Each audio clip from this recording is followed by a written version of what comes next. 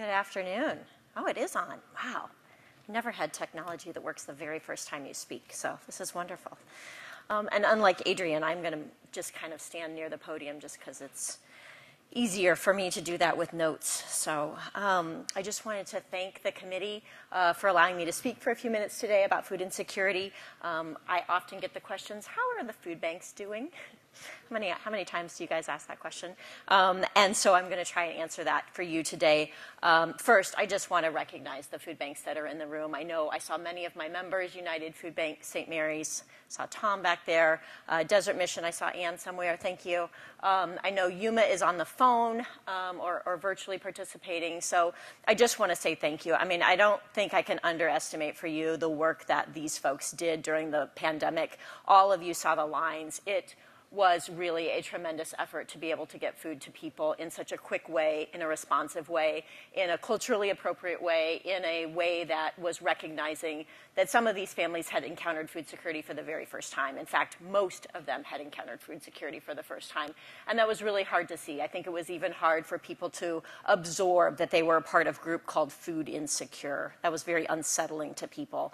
And I hope that changes how we think about the food insecurity in this country moving ahead. And so, although I was sitting next to him at the time, I did not say anything to Director Killian about making sure that we have a public policy platform that includes food insecurity, but maybe I was sending it through osmosis. Because I think it does involve candidate education, and I also think it involves voter education. Being able to ask very pointed questions of your candidates means that you have to educate yourself on what food insecurity and food access looks like. So, with that, we've already mentioned this a little bit, but this is who we are. We are the Arizona Food Bank Network. My name is Angie Rodgers. I've been the CEO for the past almost 9 years. Our mission is to develop solutions to end hunger. We do that through food banking, public policy, and innovation. We work with a variety of you in this room as partners, and we are very grateful for your partnership. But we also represent very often in rooms the 5 regional food banks and their 1,000 partner locations across the state. And we are very proud to do that with all of our members.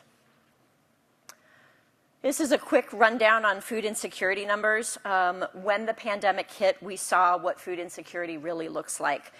People living paycheck to paycheck, no cushion to absorb a layoff, no concerns about when their next shift was going to start. Obviously some health crises for many people, needing to stay home when schools were closed. I know I have 4 kids, and that was a huge adjustment to have children working in the next room next to me. They were concerned about whether they would get paid next, if their job would still be there. They were certainly concerns about the lines at grocery stores, and for some communities showing up and them not having food. Would they have the items that they needed? Would they stay healthy? During that time, food banks saw 2 and 3 times as many people as they usually do. In the earliest days, we were serving nearly 1 million individuals collectively amongst the food banks. Food banks during COVID, obviously then were distributing a large number of food. In 2020, distribution increased about 20% across the state. 25% of households with COVID-related employment disruptions used a food bank instead of about 20% normally. So again, we were seeing more people, we were distributing more food. That included the holidays, but it also included a lot of other times during the year. And as such, our food banks needed to mobilize differently than they had in the past. And I'll talk a little bit about that in a moment. This is a recap slide for many of you, but I always like to talk about where our food comes from in food banks, because I think this is important to be able to acknowledge that nearly all of our food is donation-based. We do go out and purchase some food through very specific food, often for backpack programs, to provide variety to our clients, to be able to support locally grown agriculture, but we rely on a significant amount of donors to make this work. As part of our Friends of the Farm program, we've purchased about 350,000 pounds of food from local growers in 6 different counties, providing about 32 varieties of food, fruits and vegetables. But as you can see, pre-pandemic, government programs represented about 35% of our food. This is during the pandemic. It was about 46%. Usually grocery contributes a little more. Obviously, they were down just a little bit as well, recognizing they had some challenges as well in meeting demand. So we're starting to return a little bit to what we normally see as a normal source of food, but this gives you kind of a quick summary. And although I love food drives, this math just shows you a little bit about what food drives do to be making sure that we feed people. It's really a small percentage, but I think for what it does in the community to raise awareness about the issues, the individuals that face food insecurity, and just the community building. I mean, we get so many wonderful foods from the letter carriers and the Boy Scouts just wanting to get back, and we're really grateful for not just their donation, but also their involvement in our work. So a lot of the questions I was asked in doing this presentation were, what did the pandemic look like, and then what does recovery look like for food banks? So I'm going to talk a little bit about how the pandemic changed and then insert in a different area. Distribution. Food banks distributed food differently. We were doing drive-through distributions. We were making sure that we didn't have volunteers who were having significant interactions with individuals to keep everybody safe. We were doing mobile distributions, not just in tribal communities, but across the state in places where there wasn't maybe a pantry partner that we could work with, or a pantry had closed because they rely on 2 individuals who were over the age of 70 and didn't get the opportunity to open their pantry. So we did mobile distributions, and we've been piloting things like home delivery. We're using rideshare companies to make sure that we can deliver food boxes. We've also used rideshare companies to get people to food banks. So a variety of different methodologies to do delivery. Delivery was probably our most requested service that we were unable to do prior to the pandemic. And we would get seniors and older adults and individuals with disabilities who would call us and say, hey, can you deliver a food box to my house? I think the pandemic was an unfortunate opportunity, though, to be able to start to do more of that. And so we have started to do that, and we will hope to continue that. So. What changed in food boxes? Again, as I mentioned, where food comes, a lot of the food that we distributed were commodities, but we also recognized we wanted to be more responsive to the needs of our clients. So St. Mary's, big shout out to St. Mary's again, who is purchasing food from tribal growers and vendors and being able to distribute that in a tribal food box program that they're piloting up on the Navajo Nation. I don't know if you do it in Hopi too. Marcos, do you do it at Hopi as well? And Hopi. And Hualapai. So, yeah, thank you. And Dave also just mentioned he is working with the San Carlos tribe to make sure that they get greater access to native grown foods as well. So we're hoping to continue, obviously, programs like this, and really excited about being able to offer different types of food that may not have been in our boxes before. How did the pandemic change local food access?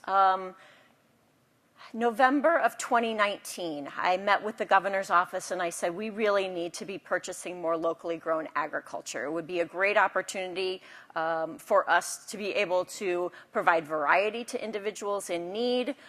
It would be a great opportunity to invest in particularly rural communities and obviously supporting local growers.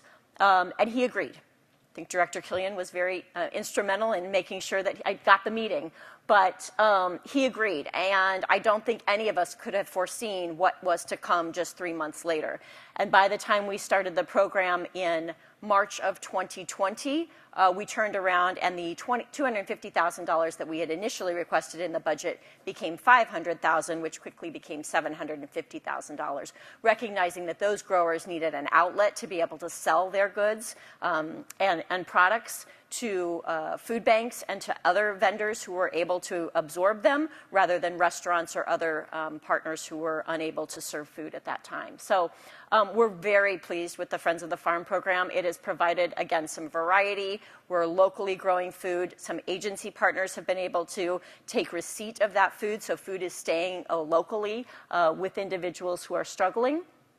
The next step, I think was already mentioned, is the extension potentially into the local food purchasing program through the USDA, and we'd be excited to do that.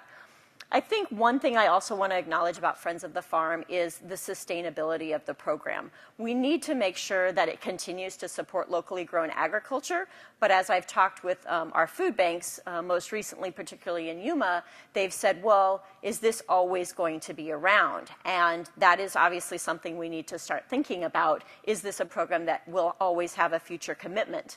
And we want to do that with USDA. Will we always be committed to the same growers? Possibly not. Some growers will grow on. They will become bigger farmers. They may not be eligible for our program. Our program is only $350,000 in gross revenues or less. They may decide they want to diversify revenues, and so they are selling more to restaurants or they're selling more to other individuals. We've worked with one group called Project Roots who've said, we're back on our feet now, and we no longer need to participate in the program because we have enough revenue from other streams.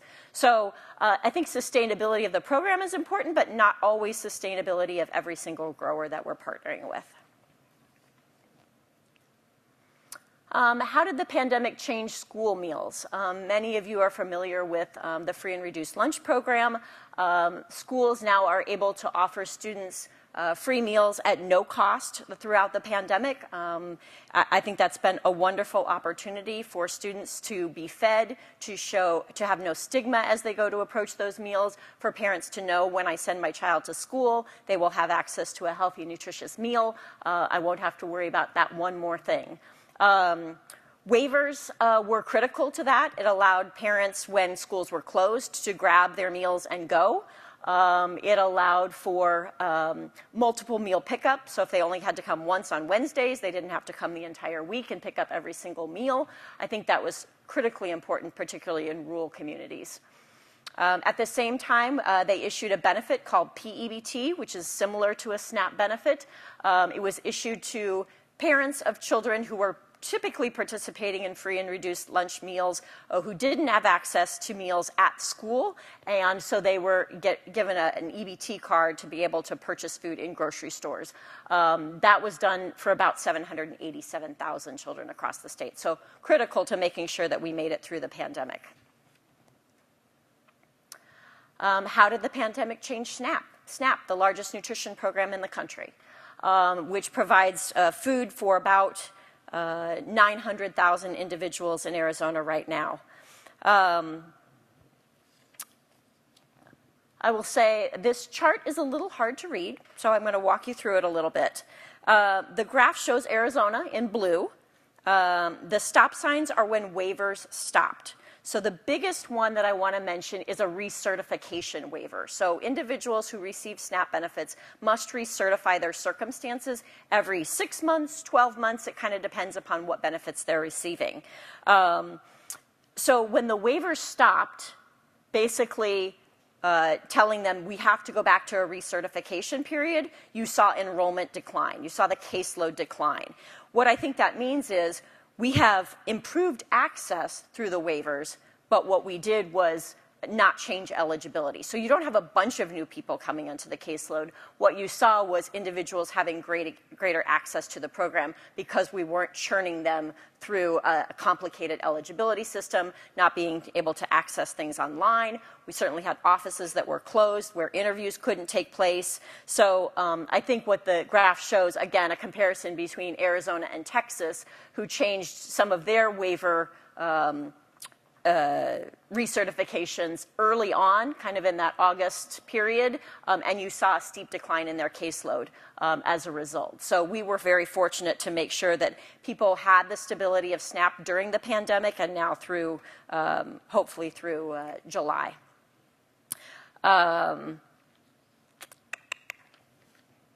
Move on from SNAP. What does recovery look like at food banks? This is the speculation. This is not obviously set in stone, which is why you will see words like may and possibly. Delivery options. Obviously, we know that it's a needed resource. To the extent that, again, the charitable food system can help support delivery, we want to be able to do that. We do think that is important for very vulnerable populations. We know that we're not alone in this. Solari is working with us to get food to pantry partners. I saw a couple of them. I think a couple of our partners are here. Beth, who's working with Solari to get food to people as well. Food banks, again, looking to include more culturally appropriate food, looking to include more locally grown food, particularly in tribal communities. We expect volunteerism to increase. That has been a very significant challenge during COVID.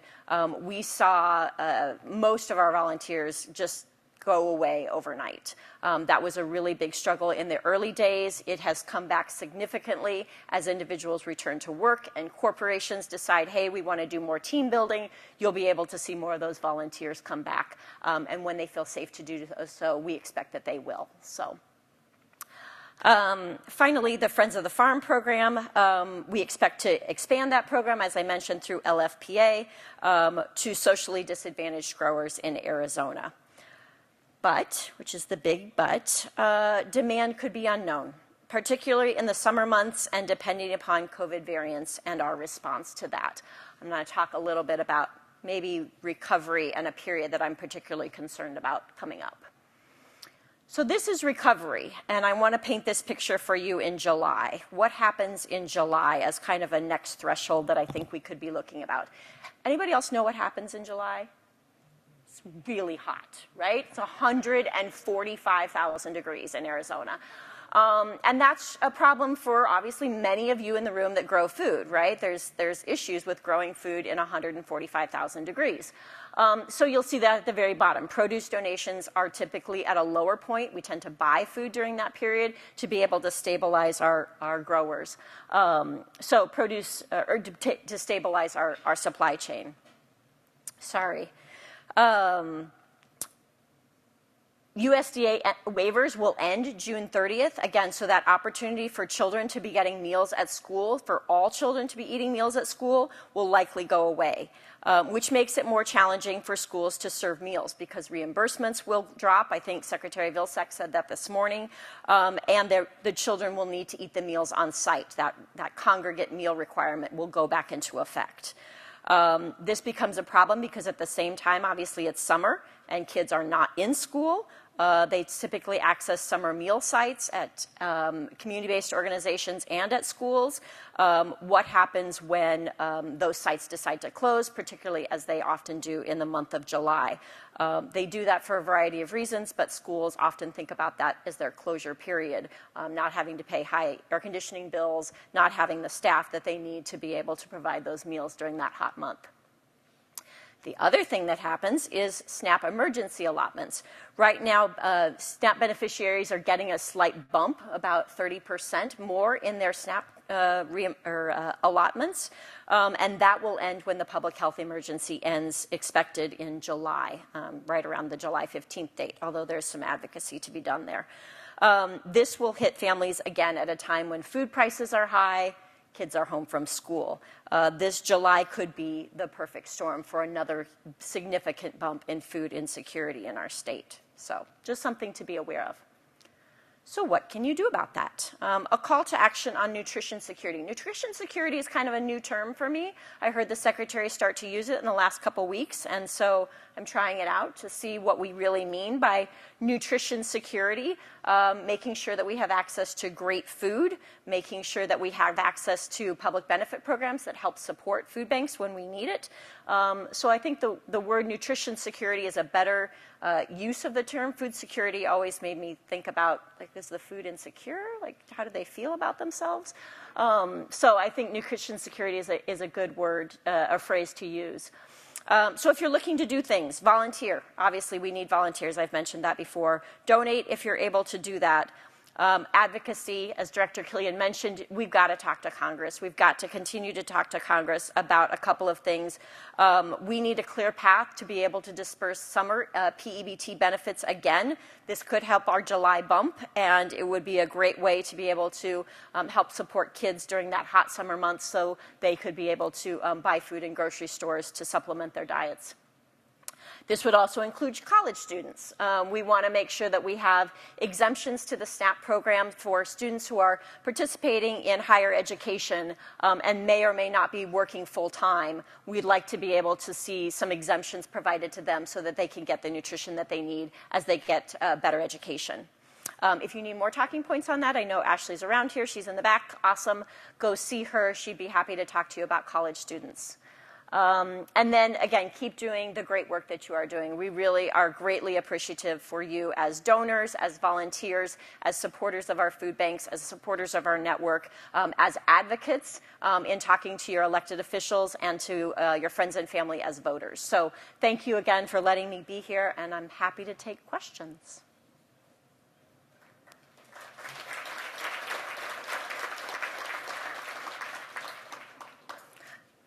Glenna. Angie, I just am wondering, I'm looking at the numbers for children in schools and the summer feeding programs that have been going on. We have a much higher percentage of students that are now going to charter schools. Can you just address that for a minute? Yeah, sure. So Sorry. she was asking, so I'll repeat the question hopefully as I understood it. She was asking about children that attend charter schools. Almost half of our children in the state attend a charter school or a private group outside of our traditional public schools. Those schools can participate in free and reduced lunch programs, and they do at about half the rate as traditional schools do. So making sure that we can encourage charter schools to participate in the free and reduced lunch program now that it's back up and running, that get those applications going. And we have a couple of consultants who are doing that for us right now as we work with our school partners. I think the other thing that's important is some advocacy around continuation of access to universal feeding. What can we be doing to making sure that all schools understand that they can provide meals? St. Mary's does some great sponsorship for schools to be able to make sure that they have the meals prepared and ready to go, even if they don't have commercial kitchens or otherwise facilities that can make that happen. So definitely we want to be able to work with schools to get that done. About 560,000 children ate free and reduced meals every day prior to the pandemic, and I expect as we come back into August, that number will continue to climb. So, really important question.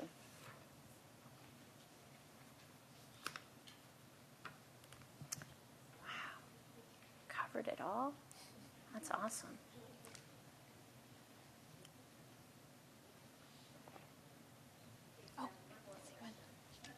I think she's grabbing one more person too. Sorry. No, you're good.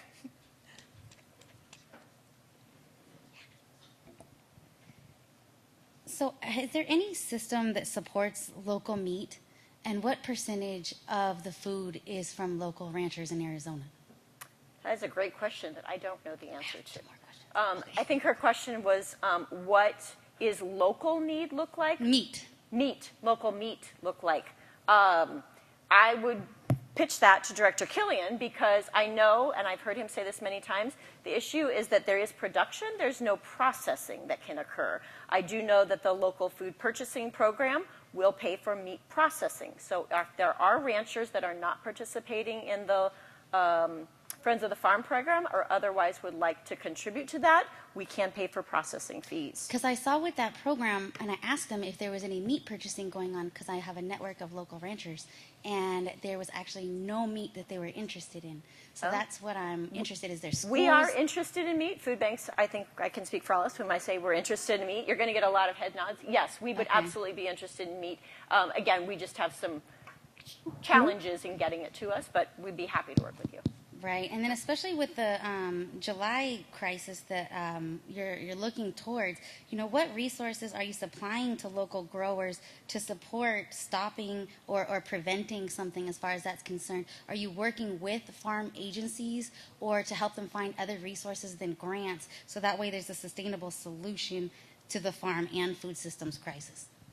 Yeah, I'll start by just recognizing again hard facts of agriculture, which sounds like you're very familiar with, of growing food in that. I mean, it's not unique to the pandemic. It's not unique to our July. It's hard to grow food when it's hot. And so we rely on a network of food banks across the country. We get food from California. We get food from out of the country to be able to distribute within our network.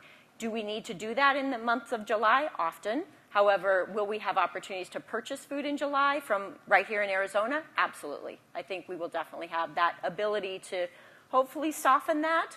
I didn't put it in this slide deck, but the recognition that food banks represent about 1/10 of the responsibility for food security in the country. SNAP, school meals, WIC, Other programs are also critical to that time frame, so making sure that we don't see significant drops during the caseload in July is also going to be critical. And Angie, can I go back to that one question on the Yes. beef deal? Oh, I love a good hamburger, I'll tell you what. Arizona is really blessed because we have some really good cattle in the state. The genetics over the last 10 years has really improved. And the key to good beef is the marbling and the tenderness. And that's changed dramatically based on the genetics of the overall cattle herd. As Angie stated, one of the challenges a lot of the local ranchers have is processing, and we've been working on that. And you can call Rick Mann at the Department of Agriculture, and he can clue you in with all the state inspected facilities. There's a new one just being built up in the White Mountains that's going to go into operation. There's one down in Cochise County that's gone into operation. There's U of A's got one, and then you got the Carters over in Thatcher, and then there's a number of others in Yavapai County, Coconino County. So I think I'll give you the wrong number, but there's a number of them. And if you're looking for one of those places, if you call Rick there at the department, he can give you a list of those people. Beef is critical. It's great protein to help people, and it's a critical part of the diet. Now, Angie, I've got an idea for you. You're right. Down here in the valley in the summer, it's pretty hot, and it's hard to grow vegetables and things. I mean, there's some things that will grow. That's why the Yuma folks stopped growing vegetables about the 1st of April. Yuma, it gets a little warm down there, So, but we have an awful lot of areas that I would say above the rim where they can grow vegetables in the spring and not spring, but summer, starting about the 1st of June after the last freeze and all the way into probably about the 21st or 22nd day of September. And it seems to me with our Native American communities, particularly up on the reservations in that area, if there was some way we could get some money or development to help them grow some of those vegetables, then they could sell those through those programs to you guys or other people, which would help them, but have an Arizona source of vegetables. And the soil up there is really better than you would imagine. And so we probably ought to explore that idea. And I think St. Mary's is here. I should plug Geraldine, who's in the audience as well. She's the St. Mary's sourcer, who, again, we are working very closely with to be able to buy food. That would be St. Mary's service territory, and to work through the local food purchasing program to be able to have the dollars to be able to do that. So let me touch on one other thing you said, and that is you made the comment it's hard for farmers to do what they do, and let me explain why. Farmers and ranchers are price takers. They are not price makers. And the products that they grow and develop are perishable. And when they're ready to go, they're on a very short timeline. And so as a result, farmers have always been subject to the whims of the market. And so as a result of that, that's why you see so many small farmers and ranchers going out of business, is because the price of their products today, in some cases, are the same prices they were 35 and 40 years ago. And let me give you a comparison. In 1976, when I bought my first pickup, it was $6,400. Okay? Now, Dad and I thought we were mortgaging the farm to do that. Okay? That same truck today is nearly $80,000. But you know what? I'm still selling bulls today for the same price my dad was in the 1970s. We're selling cotton. Finally, cotton's over $1. Couldn't believe it. But at the same time, fuel and fertilizer prices have gone up. So the ag community is caught in this swirling circle of being totally dependent on the market for price. The American people are used to cheap food, which is a good thing. But it's this great middle between when the food leaves the farm gate and you buy it at the store. and there's a lot of people in the middle that make a lot of money. So when you talk about the complexity of food and where it goes and how it goes, these programs to help local farmers and ranchers are critical for them to stay in business because they can get a little bit more money for their product. In fact, I'll tell you, the ranchers in Arizona who are being able to survive right now is because they're doing direct marketing. They're taking their products, instead of selling it to a packer or something like that, they're growing out the cattle, they get them killed, and then they market them directly to their customers. And that's how they're surviving. And the same would be true with small vegetable farmers. If they can direct market, they'll be able to stay in alive. But if we don't make that support for them, we're going to lose a lot of good family operations. Very well said. Thank you, Director Killian. Hey, Angie. My name's Josh. So I don't know anything. This is my first time. I'm still learning about about the food space. But as you guys are talking about where you guys purchase food and distribution, right? That basically jotted me. It was very interesting because I run a private chef marketplace. I basically connect private chefs, personal chefs, to people looking, to get chefs and to fit their meal plan, right? So people have a hard time eating.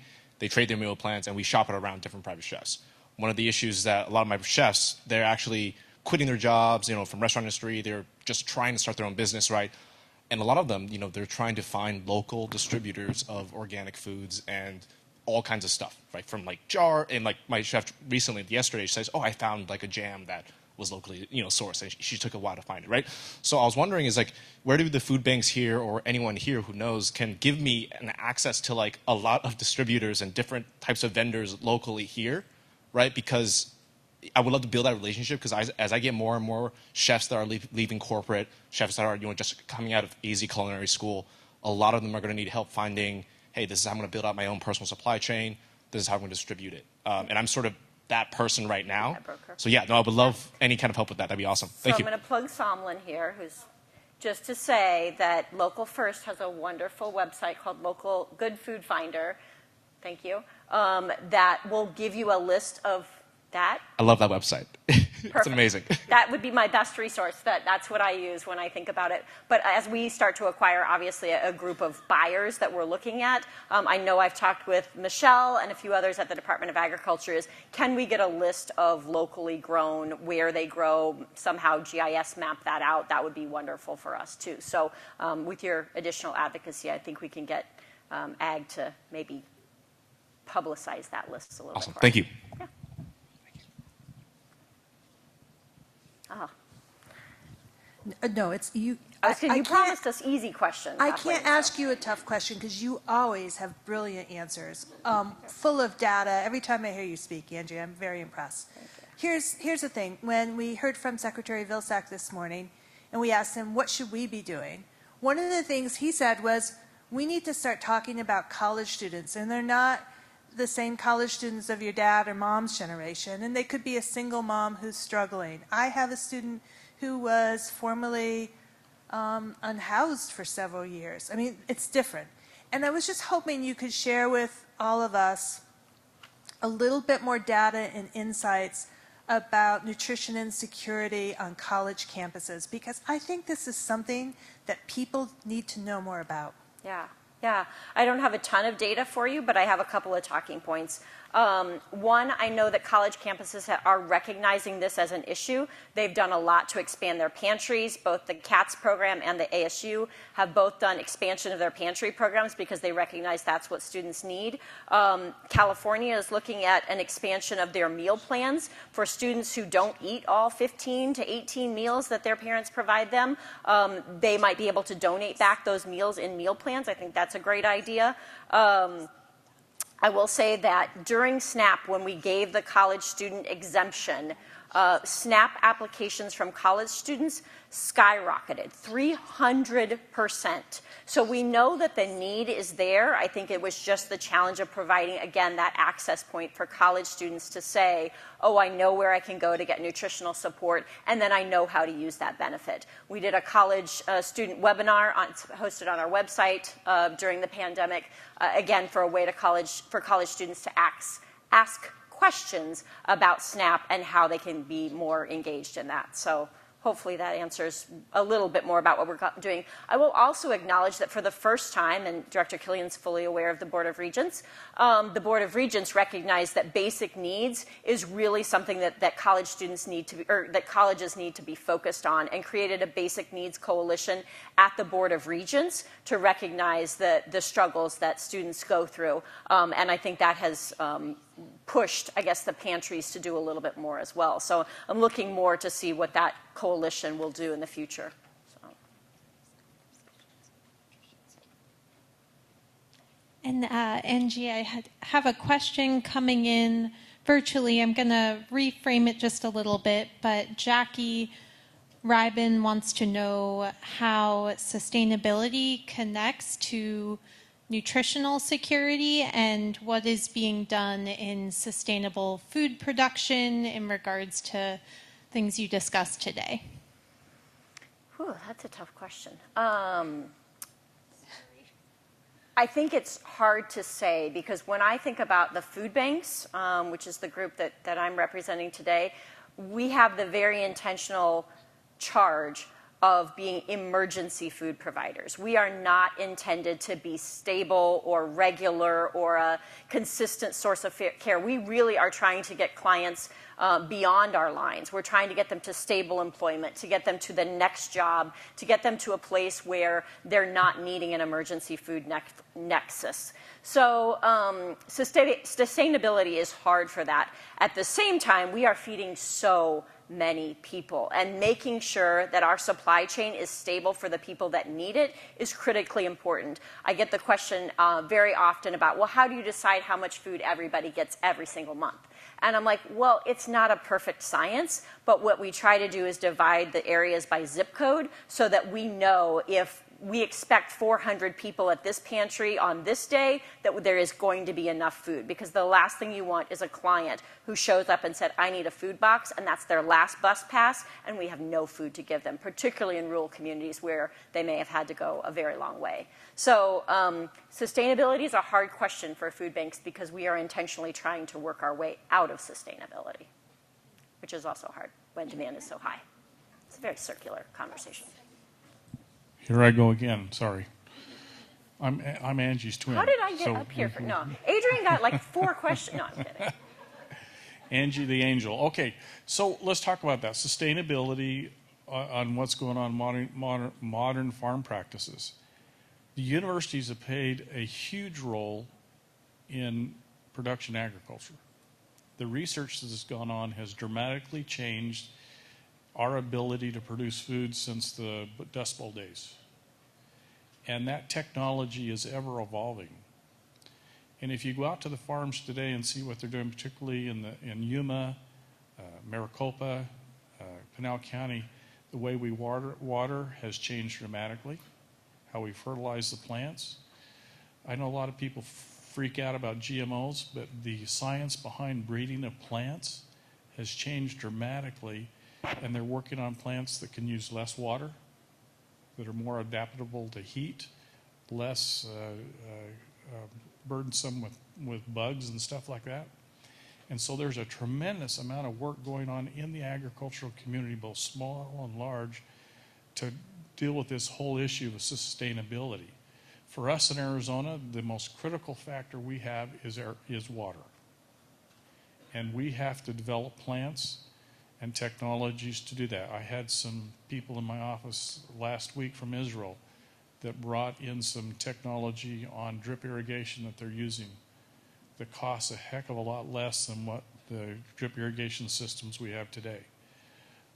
So there's a lot of work going on there, because everybody's come to the realization that water is a scarce resource. And everything we eat starts somewhere, water. Okay? And so we have to take care of that water. And probably we should, at some point, when we have one of these meetings, is we ought to organize some bus tours to go to some of these farms so you can see what's going on. First place I'd go is Santa Rosa Cooling down in Maricopa. I think they produce more melons than just about any place in America. And to see what they're doing is absolutely amazing. I think they sent 150,000 semi-loads of melons out of this state. It's tremendous what they do. Most people don't even know they exist down there. And they farm down there just south of Maricopa. And there's examples like that all over the place. So that's sustainability. And I have to thank the universities. I mean, listen, folks, you know, when we get in all these arguments about higher education, what I tell my conservative friends is you got to support the universities because they're the ones that were the drivers behind changing the technology of food. You want to eat? Help the universities. They're developing the technology that has changed agriculture for the better. Sorry about that, Angie. But if I took my picture down, then I'd get less questions.